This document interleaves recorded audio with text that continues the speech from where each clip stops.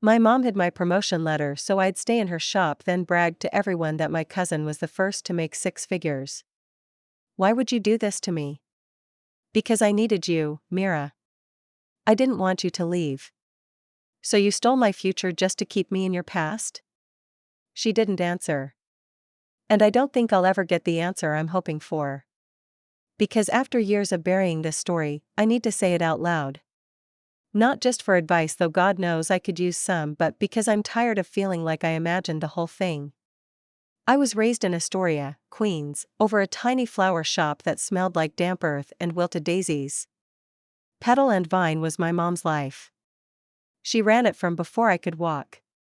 And as the only child of a single mother, I was swept into the current of her daily hustle before I even understood the concept of options.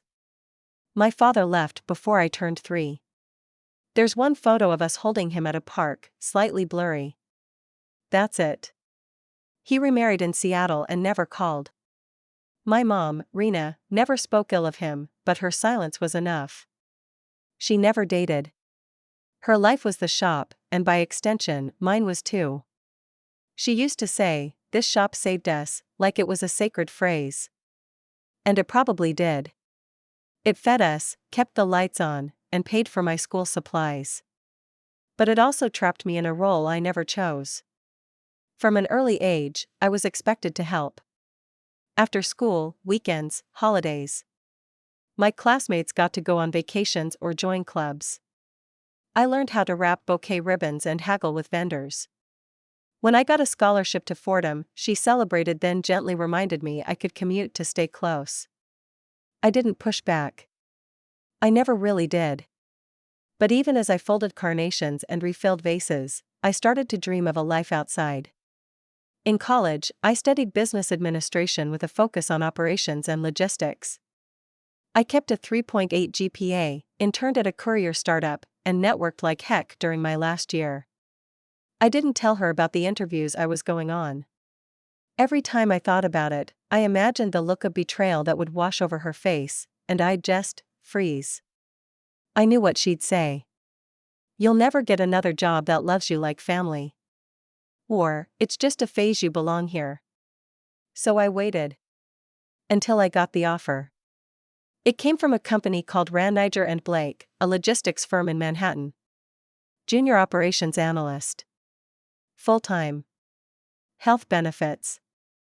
And a starting salary of $92,000. It felt unreal. I sat on my dorm bed, reading the letter over and over, my eyes brimming with disbelief. I finally had proof that I wasn't meant to be just someone's backup plan. They were going to mail me the official package for records and onboarding. I gave them my home address. That was mistake number 1. The day it was supposed to arrive, I was home for the weekend. My mom always grabbed the mail first. I was in the laundry room folding towels when I heard the slot creak. A few minutes later, I asked, "Hey, did anything come for me?" She didn't even look up from the sink. "No, just a Macy's catalog and junk." I believed her. Why wouldn't I? Over the next few weeks, I waited. Emailed HR twice. They said they'd already sent the letter and hadn't heard anything back. That's when I started getting suspicious. I tore through my room. Checked the front closet. Dug through the trash. Nothing. It wasn't until nearly 3 months later, when I was helping my mom dig up tax documents for the accountant, that I found it. The envelope was wedged in a stack of old medical bills inside a filing drawer in the back office. My name was printed on the front. The seal had been opened. I just stared at it, my stomach twisting into something cold and heavy. I read the letter twice in that tiny room. Then a third time. I thought about what could have been 3 months into a new life, new job, new everything. Instead, I had spent those months managing inventory and writing invoices for roses that were already wilting. I walked into the living room, holding the letter like a bloody blade. "Did you hide this?" She glanced at it, then at me, like I had just picked up a spider from the floor. "I didn't hide anything," she said. "You opened it. You hid it. I was going to tell you." "When?" After the deadline passed? After you made sure I couldn't go? She didn't say a word. That silence, so familiar, felt like a blade being twisted. You stole my future, I said. You wanted to keep me here like a damn hostage. Her hands trembled slightly as she reached for her tea. I didn't want to lose you. You already did. I packed that night. Stayed with my college roommate Lila in Harlem.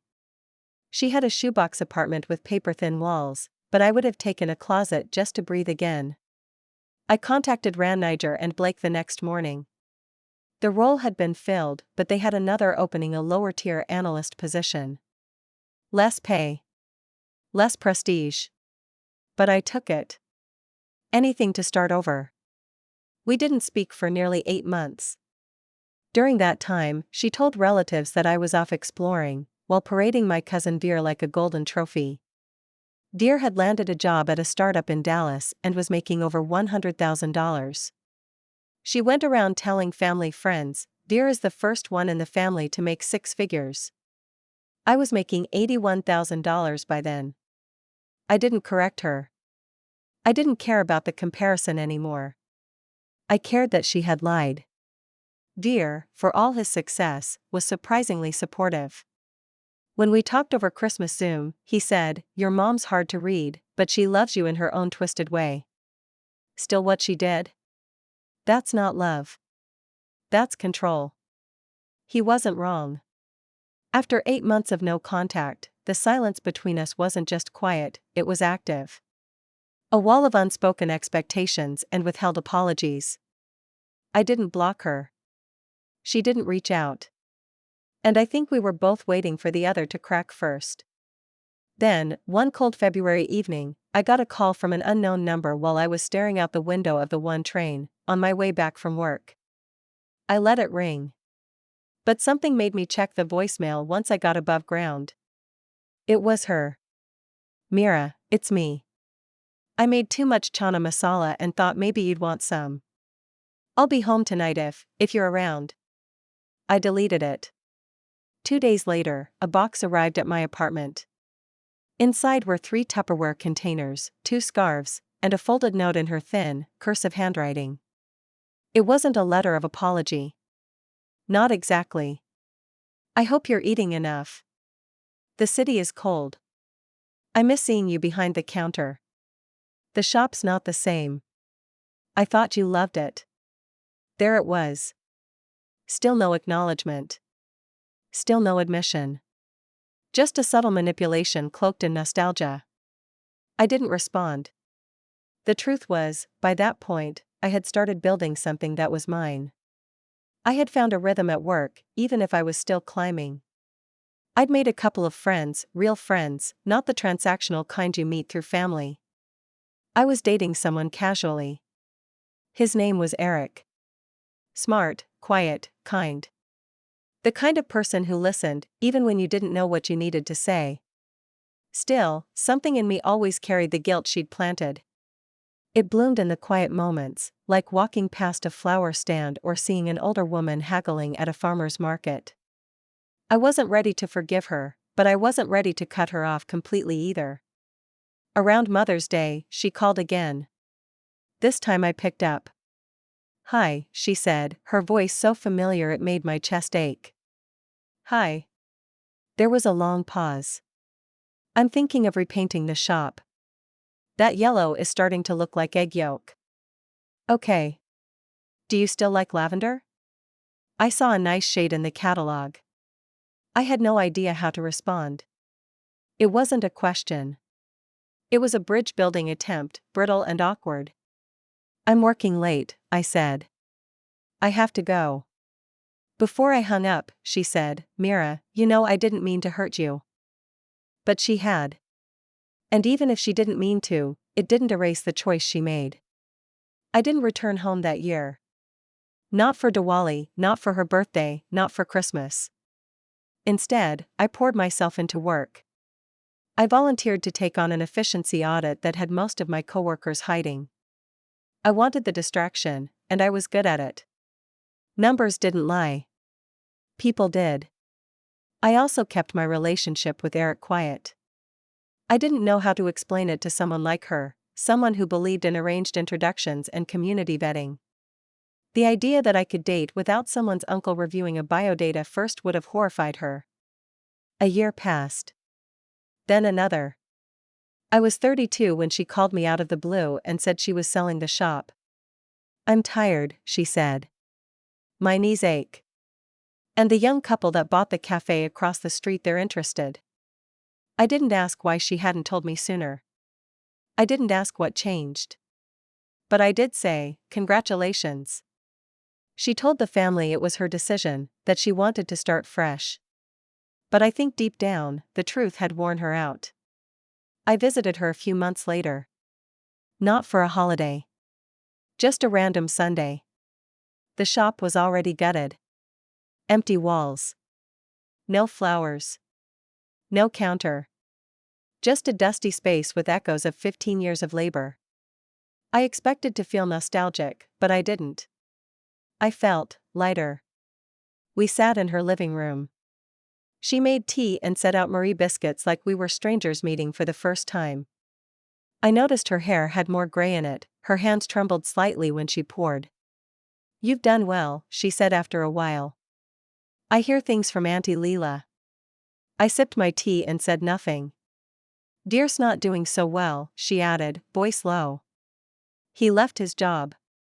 Says he's figuring things out." I nodded. The comparison is gone now. Maybe because it no longer served her. Maybe because I had outgrown the need to compete. She looked at me with a strange softness, almost unfamiliar. "I thought if I let you go, I'd be alone." "You were afraid," I said. "Yes. And so you took away something that didn't belong to you." She didn't deny it. "I'm sorry," she said. And this time, it was real. I looked at her for a long moment. Then I said, "I know." We didn't hug. There was no dramatic reconciliation. Just tea. And quiet. And something resembling peace, not closure, not forgiveness, but peace. I left after an hour, walked to the train, and didn't cry. Not even a little. Because I had finally stopped needing her permission to live my life. That brief visit marked the beginning of a strange, cautious rebuilding. Not of the relationship we used to have, mother and daughter joined at the hip, co-workers in a flower-scented bubble, but something else. Something quieter, more distant, but maybe more honest. We started speaking again. Not daily. Not even weekly. But we'd call every now and then. She would ask about my work without a hint of jealousy now, which I took as progress. I'd ask about her health, because even if I didn't trust her emotionally, I still worried when I imagined her alone in that apartment. She had started going to community events at the temple more often. Not because she suddenly became devout, but because she needed people around. Her shop had once been the center of her world, and without it, she seemed smaller. Not defeated but humbled. She even took a part-time job helping at the library 2 blocks from her home. I think she liked that no one there knew who she used to be. Meanwhile, I threw myself into work harder than ever. By 33, I had climbed from junior analyst to operations manager. I was overseeing a team of 14 and managing vendor relationships across 4 states. It wasn't glamorous, but it gave me pride. There's a strange kind of healing that comes from controlling your own hours after years of being bound to someone else's expectations. At work, people saw me as direct, competent, composed. But I still had moments after late-night meetings or awkward holiday dinners with Eric's family when I felt like that scared girl in her mother's backroom again, clutching a creased letter and wondering if her life had already been decided for her. Eric and I moved in together. He was patient in ways I didn't always deserve. He'd listen when I recounted stories from childhood, how I once skipped prom because mother needed help wrapping centerpieces for a wedding, or how I learned to recalculate sales tax in my head before I ever owned a calculator. He never pushed me to reconcile. But one night, as we were folding laundry, he asked, "Do you think she regrets it?" "I think she regrets getting caught," I said without thinking. Then I paused. But I also think she regrets what it cost her. She just doesn't know how to say that in words. He nodded. And that was enough. Some months later, I got an invitation to a family gathering for my aunt's 70th birthday party. It was being held at a banquet hall in Jersey City, one of those places with garish chandeliers and mirrored walls. My mother would be there. So would Veer, and practically everyone I had carefully kept my distance from for years. I almost didn't go. But then something in me, curiosity, pettiness, courage, maybe all three, said yes. I showed up in a navy blue jumpsuit that my mother would probably consider too modern. I brought Eric. And I walked in like someone who no longer needed to shrink to fit a family narrative. My aunt greeted me with a tight hug and wet eyes. "So long, Beta. You've gotten so grown up." Veer came over. He was thinner than I remembered, with a slight tremor in his voice that hadn't been there before. "Heard you're running your whole division now," he said. I nodded. "Just a team. But yeah, I've been busy." He gave a half smile. "I burned out badly. Took on too much, too fast. The money was great, but it doesn't buy your time back." There was no bitterness in his tone. No competition. Just honesty. Maybe we'd both grown in different ways. Then my mother walked in, flanked by two of her sisters, wearing a pale gold sari and modest jewelry. When she saw me, she froze for a second. I gave a nod. She returned it. Later, as people were digging into their buffet plates, she came over and sat beside me. Eric had gone to grab dessert. "You look well," she said. "So do you." She paused. "I didn't think you'd come." "I wasn't sure I would." More silence. "Then, I told your aunt you're leading a team at a big firm." She was impressed. I didn't answer right away. Compliments from her always felt like riddles. "I'm doing okay," I said. It took a while. She looked down at her plate, fiddling with a piece of naan. I didn't know how to raise a daughter who wanted something I couldn't give her. There it was. Not quite an apology. But more than she'd ever said before. I nodded. I didn't know how to ask for it, either. We sat there like that, saying nothing else.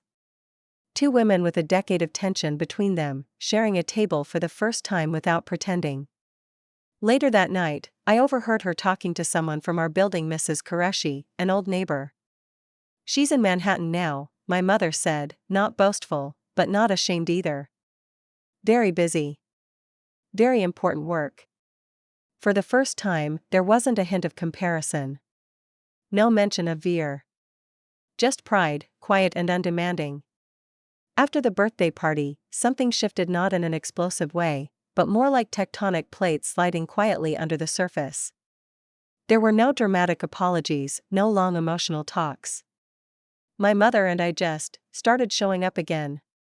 We texted occasionally, usually about small things. She would send me a photo of some old cookbook she found. "You used to love this lamb curry." Or I'd ask how the new community library job was going. She liked organizing the returned books, she told me. "It's quiet. Predictable. No carnations to spoil overnight." We stayed away from deeper topics. She didn't bring up the letter. I didn't bring up how long it took me to forgive, not because I didn't want to, but because I didn't know what forgiveness would even look like anymore.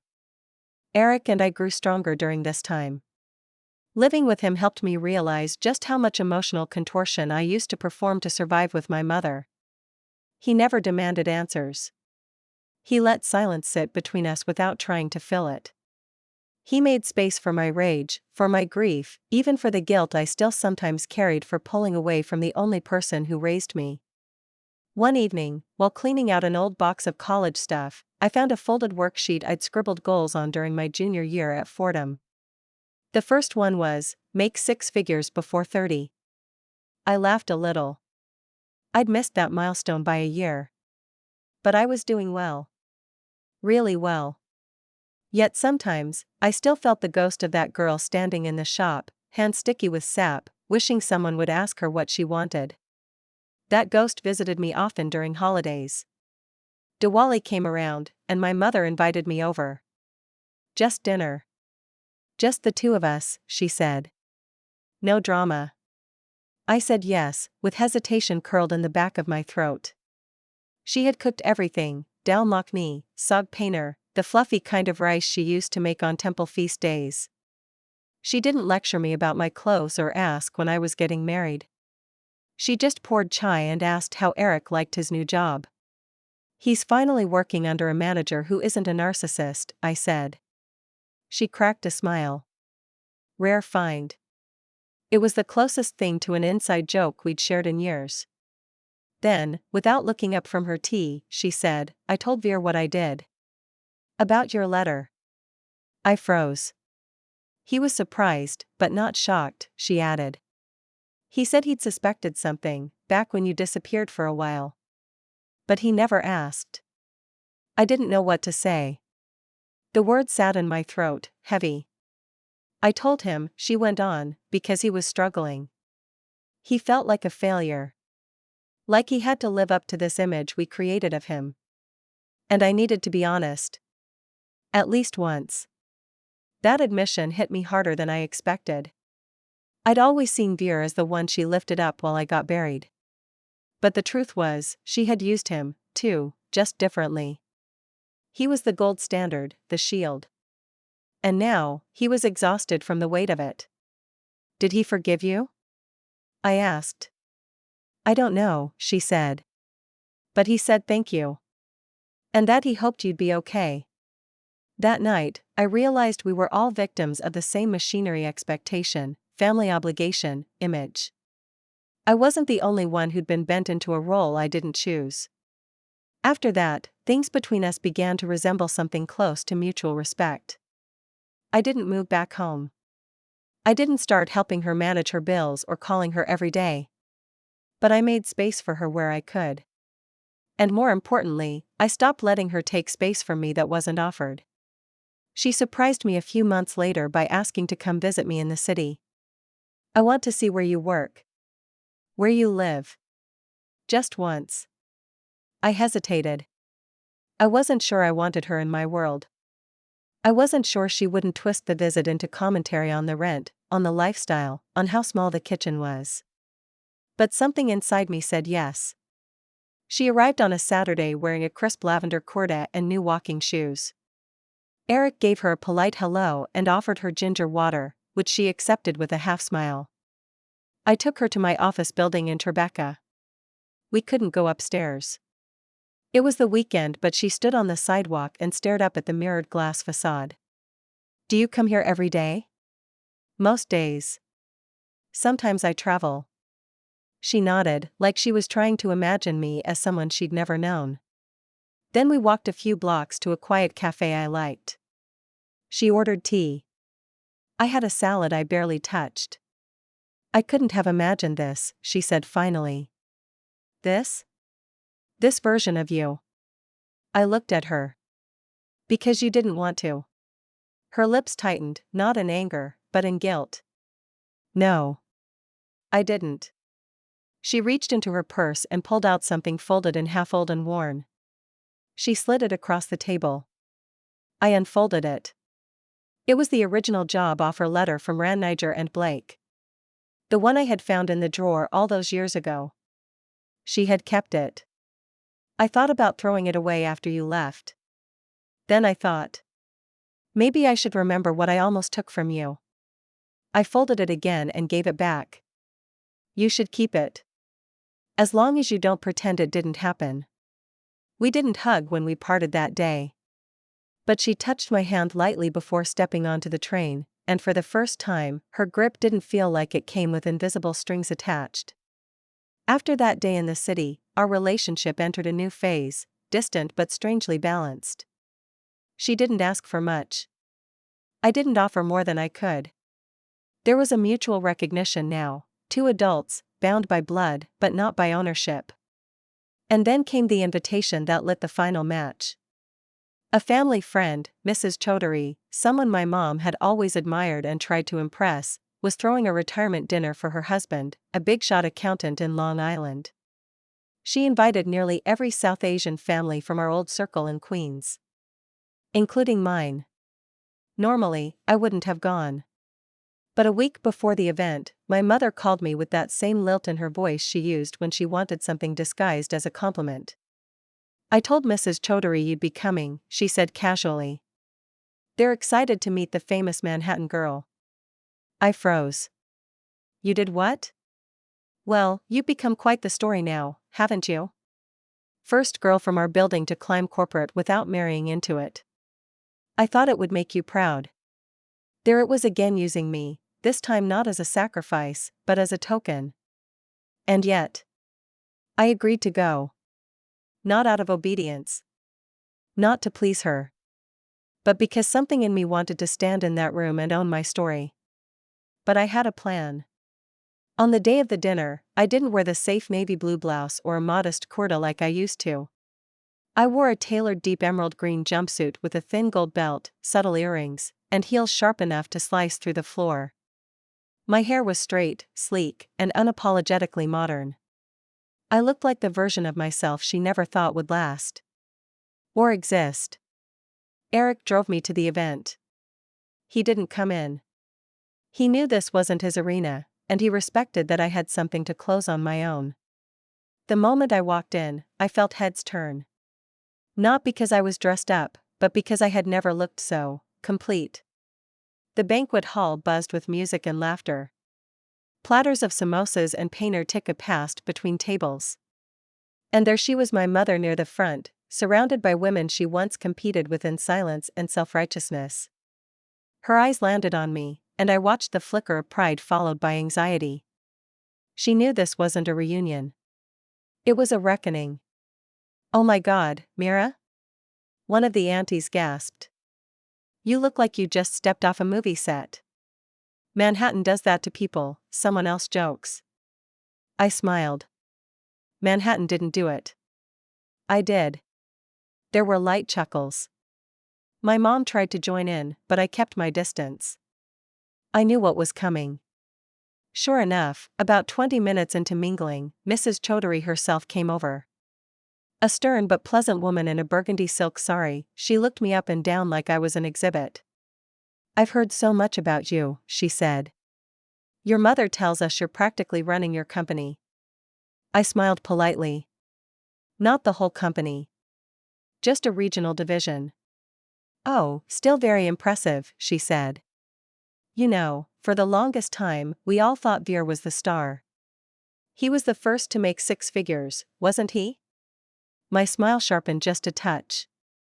This was it. I turned to face her fully and said, "Actually, no. I received my first six-figure offer years ago. Straight out of college, from Ran Niger and Blake.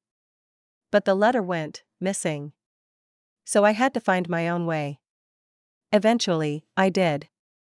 There was a pause. The air changed. My mother's expression tightened. She looked like she'd swallowed a lemon. I wasn't done. "Dear's great, of course," I added lightly. "But numbers aren't everything. Sometimes, what you survive says more about your strength than what you earn." Mrs. Chaudhary blinked, then gave a slow, approving nod. Spoken like someone who's lived it. The gossip started almost immediately. Whispered exchanges behind silk shawls and between bites of halwa. The woman everyone pitied had just quietly rewritten the narrative. Without yelling. Without begging. Without tears. My mother tried to recover. "You know, Mira always had such a drive. Even as a child," I cut in gently, smiling. "Drive's one thing. Being allowed to use it is another." She didn't say another word for the rest of the night. By the time I left the event, several people had come up to me asking about internships, mentorship, business insights. Not because I was someone's daughter. But because I had something to say. Something to offer. Eric was waiting outside. He stood up from leaning on the hood of the car as I walked up. "Well?" he asked. I said what I needed to say, I replied. He opened the door. And now, she knows." I leaned back into the passenger seat as we pulled away. The lights of the banquet hall blurred behind us in the rearview mirror. My revenge wasn't cruel. It wasn't loud. It was showing up, whole. It was becoming everything she tried to withhold from me and doing it better. It was finally, fully, and publicly living without asking her permission. And watching her realize, she couldn't take that away from me anymore.